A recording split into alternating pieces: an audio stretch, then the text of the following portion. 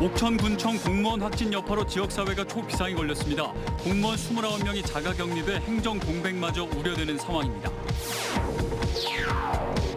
청주시가 전국 처음으로 080 안심코를 택시에도 도입하기로 했습니다. 코로나19 감염을 막기 위한 신원 확인에 도움이 될 것으로 보입니다.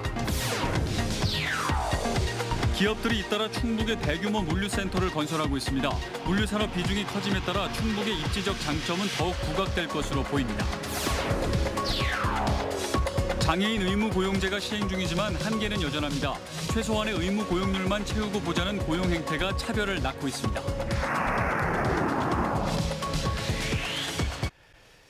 여러분 안녕하십니까. CJB 8시 뉴스 시작합니다. 옥천군청 공무원의 확진으로 30명에 가까운 군청 공무원이 자가격리되는 초유의 사태가 빚어졌습니다. 해당 공무원의 안일한 방역 경계심이 도마 위에 올랐고 김재종 군수는 행정수장으로서 고개를 숙였습니다. 안정은 기자의 보도입니다. 옥천군청의 50대 팀장 A씨가 인후통 등의 증상을 나타낸 건 지난 14일입니다. 하지만 단순 감기로 여긴 A씨는 선별진료소가 아닌 병원과 약국을 찾았습니다. 또 직원이나 외부 인사들과 점심 식사하고 민간단체 행사에 참석하는 등 타인과의 접촉을 이어갔습니다. 앞선 9일에는 제사를 지내기 위해 반개가족 5인 이상이 모이는 청주 시댁을 방문하기도 했습니다. 모두 방역수칙 위반 행동입니다. 결국 A팀장은 같은 부서 내 다른 팀장의 확진으로 실시된 부서 전수검사에서 증상 발현 닷새 만에 확진 판정을 받았습니다. 팀장 2명의 확진 여파로 지역사회는 말 그대로 초비상이 걸렸습니다. 옥천군 공무원과 일반 주민 등 842명이 검사를 받았고 밀접 접촉자로 분류된 55명은 자가격리됐습니다. 특히 자가격리자 중에는 옥천군청 공무원 29명도 포함돼 행정 공백마저 우려되는 상황입니다. 소속 직원이 확진된 것에 대해 매우 유감스럽게 생각하며 옥천 군민의 안위를 책임지는 수장으로서 군민 여러분께 송구스러운 마음뿐입니다. 방역당국은 4차 대유행을 막기 위한 방역에 모두 동참해 줄 것을 다시 한번 호소했습니다. 5인 이상 사적 모임 금지, 마스크 착용 의무, 30초간 손 씻기, 최소 1일 3회 이상 환기 소독, 타인 접촉 최소화 등 개인 방역 수칙을 철저히 준수해 주시기 바랍니다. 코로나 장기화로 방역 경계심이 갈수록 이완되면서 지역사회 확산세가 좀처럼 진정되지 않고 있습니다. CJB 안정은입니다. 오늘 충북에서는 코로나19 확진자가 13명 발생했습니다. 어제 교직원 1명이 확진된 옥천군의 한 중학교에서는 학교 전수검사 결과 교사 1명과 학생 1명이 양성 판정을 받았습니다. 충북 지역 학교 내 확진자는 이달 들어 모두 28명으로 늘었습니다.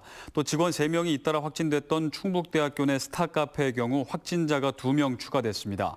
방역당국은 카페 직원 3명이 잇따라 확진되자 지난주 월요일부터 금요일 사이에 해당 카페를 다녀간 불특정 이용자들에게 진단검사를 받을 것을 안내했고 지금까지 검사를 받은 사람 가운데 2명이 확진돼 누적 확진자가 5명이 됐습니다. 얼마 전 저희 CJB는 현금을 내고 택시를 탄 승객들의 동선 파악을 위해 택시에도 080 안심콜이나 QR코드를 도입하자고 제안했는데요. 천주시가 전국 처음으로 시내 음식점이나 관공서 등에서 시행하고 있는 080 안심콜을 택시에도 도입하기로 했습니다. 조영광 기자입니다. 최근 불분명한 경로로 코로나19에 확진된 택시 기사 A씨. A씨는 확진 판정을 받기 전 며칠 동안 야간 택시 영업을 계속해왔습니다.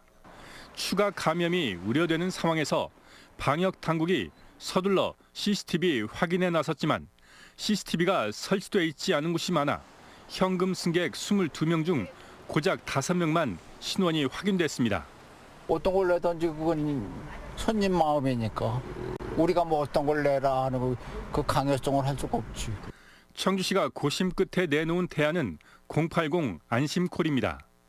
승객이 택시에 비치된 수기 명부를 작성하지 않는 경우가 많은 상황에서 요즘 관공서와 음식점에서 많이 도입한 안심콜을 통해 승객의 신원을 확인해 놓겠다는 겁니다. 한 건당 4.75 나는 택시 요금은 청주시와의 협상 끝에 법인과 개인 택시 업계가 부담하기로 했습니다. 택시업계 08 안심콜 제도는 청주 시민들이 적극적인 협조를 필요로 합니다. 청주 시민들께서는 080 안심콜 제도에 적극적인 참여를 부탁드립니다. 오는 28일 개인 택시를 시작으로 이번 달 말부터는 청주 시내 4,139대 모든 택시에서 080 안심콜이 시행됩니다. CJB 조윤광입니다. 정정순 의원이 구속 만료를 보름 앞두고 오늘 풀려났습니다.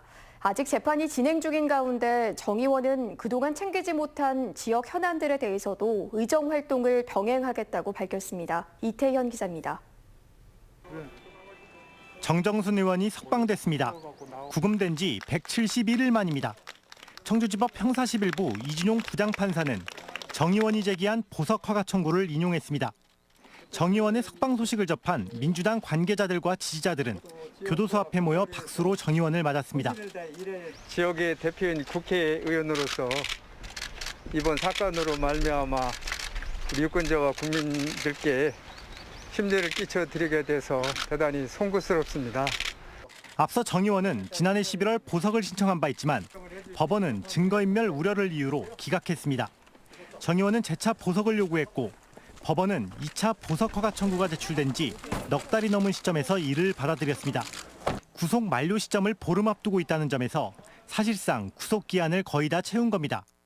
정 의원은 재판에 성실히 임하는 한편 의정 활동에도 빠른 시일 내에 복귀하겠다고 말했습니다. 지역에 현안들이 많이 산적해 있습니다. 그동안 여러분들이 걱정을 많이 하셔서 그런 현안들을 해결하는데 더 열심히 매진해서 지난 10여 차례 재판에서 정 의원의 변호인 측은 녹취록 등 정 의원이 직접 살펴야 할 증거들이 적지 않다고 주장해왔습니다.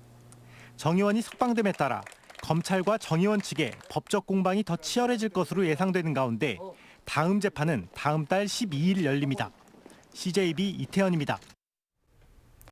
배송 경쟁이 갈수록 치열해지는 가운데 기업들이 잇따라 충북에 대규모 물류센터를 건설하고 있습니다. 국토의 중심지이자 사통팔달의 지리점 이점을 살리려는 기업들의 투자가 줄을 잇고 있습니다. 구준회 기자입니다. 충청북도와 주식회사 진천 로지스틱스가 대규모 물류단지 건설을 위한 투자 협약을 체결했습니다.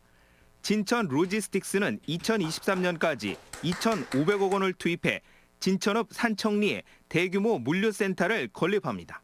진천 지역의 경우에는 수도권 철도나 도로가 지금 연결될 계획이 있기 때문에 저희가 향후 지금 성장하는 전자상거래 시장에 대비하기 위한 물류센터를 짓는 데는 최적의 입지라고 저희는 수년 사이 충북에 대한 기업들의 물류 인프라 투자가 줄을 잇고 있습니다.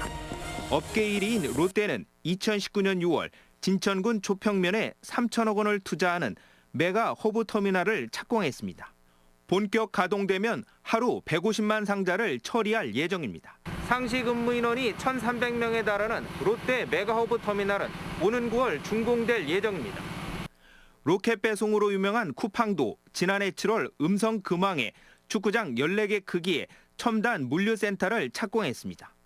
올해 8월 준공을 목표로 건설이 한창입니다. 지난 3년간 충북에서 이뤄진 1,000억 원 이상 물류 인프라 투자는 7건에 금액은 1조 2천억 원이 넘습니다. 우리 충북은 최근에 물류산업단지 개념으로 아주 크게 도약을 하고 있습니다. 빠른 시일 내에 그 사업이 시작이 되도록 노력을 하겠습니다. 언택트 시장 성장으로 물류산업 비중도 점차 커짐에 따라 충북의 입지적 장점은 더욱 부각될 것으로 기대됩니다. CJB 구준혜입니다. 오늘은 장애인의 날입니다. 장애인들의 고용을 촉진하기 위한 장애인 의무고용 제도가 시행되고 있지만 한계가 있다는 목소리가 높은데요. 최소한의 의무 고용률만 채우고 보자는 고용 행태는 민간 기업뿐 아니라 지자체와 공공기관들도 마찬가지였습니다. 진기훈 기자입니다. 20년 전 교통사고로 장애를 얻은 이순주 씨는 지난 2016년 카페 바리스타로 일했습니다. 장애인협회가 지자체로부터 위탁받아 운영하는 곳이었지만 돌아온 건 차별뿐이었습니다. 생각보다 잘 버티네 등등 부모의 압박 압박을 받았죠.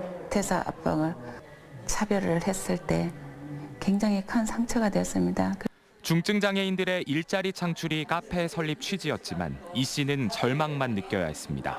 장애인들한테 일을 시켜보지도 않고 아예 일감을 주지도 않고 그렇게 받아놓고 그렇게 할 때 정말로 큰 상처가 됐어요.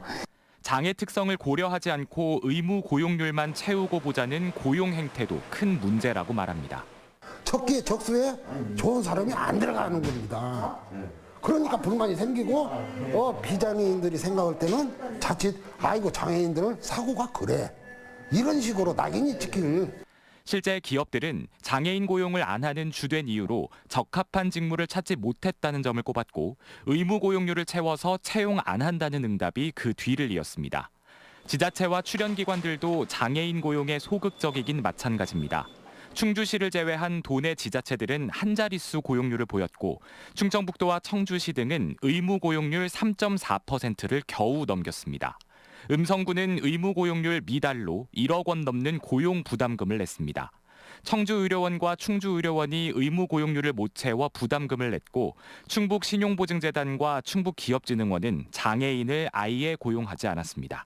장애인 고용을 촉진하기 위해서는 자치단체와 공공기관이 장애인 의무 고용률을 넘어서는 그런 적극적인 장애인 고용이 필요하고요. 장애인 인식 개선 그리고 적절한 환경 구축 이런 좀 종합적인 노력들이 필요합니다. 지난 1월 장애인 의무 고용률을 높이는 법안이 발의되는 등 장애인 고용에 대한 사회적 요구는 커지고 있지만 정작 현장의 인식은 제자리 걸음을 하고 있습니다. CJB 진기훈입니다. 단양군은 충북에서 유일하게 산부인과가 단 한 곳도 없는 군인데요. 임신부와 태아의 건강을 위해 매주 출동하는 이동식 진료버스가 있습니다.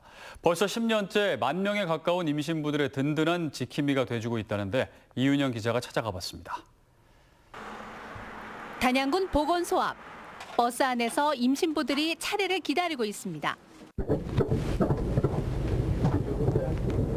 초음파로 생생하게 전해오는 태아의 심장 소리. 다음 달 출산을 앞둔 예비 엄마는 태아의 건강한 모습에 마음이 놓입니다. 이미 2.4내지 2.5kg 정도 출수하고 비슷하게 크고 있다고 생각하시면 돼요. 이른바 찾아가는 산부인과. 버스를 개조한 차량 안에는 산부인과 전문의와 간호사, 방사선사 등 전문 의료팀을 비롯해 초음파, 엑스레이 등 진단 장비도 모두 갖췄습니다. 산전 기본 검사에서부터 태아 기형 검사 등 건강한 출산을 위한 모든 검사와 진료는 무료입니다. 산부인과가 없어서 진료를 받으러 인근 시도까지 오가야 했던 임신부들은 대환영입니다. 차 타고 멀리 안 나가도 되고 선생님들이 친절하게 잘 봐주셔서 좋은 것 같아요. 충주의료원이 찾아가는 산부인과를 운영한 지 10주년을 맞았습니다. 지금까지 모두 9,800여 명의 임신부들이 무료 진료 혜택을 받았습니다. 의료 취약계층인 지역을 오다 보니까 그분들을 위해서 나오는 거기 때문에 사실은 더 많이 오셨으면 좋겠어요. 욕심일 수 있는데 저희가 더 많은 혜택을 드리고 더 많은 분들이 저희 도움을 받아서 하지만 분만 시설은 지원되지 않아 아기를 낳기 위해 다른 지역으로 원정 출산을 가야 하는 불편은 여전히 해소되지 않고 있습니다. CJB 이윤영입니다. 충북경찰청은 청주의 한 가정에서 친모 A씨가 5살 딸을 학대했다는 의혹이 제기돼 수사하고 있다고 밝혔습니다. 지난주 청주의 한 어린이집 교사가 5살 원생의 몸에 멍이 든 것을 발견해 신고했고 경찰은 피해 아동을 분리 조치한 뒤 조만간 A씨를 불러 정확한 경위를 조사할 예정입니다. CJB 8시 뉴스를 모두 마칩니다. 시청해주신 여러분 고맙습니다.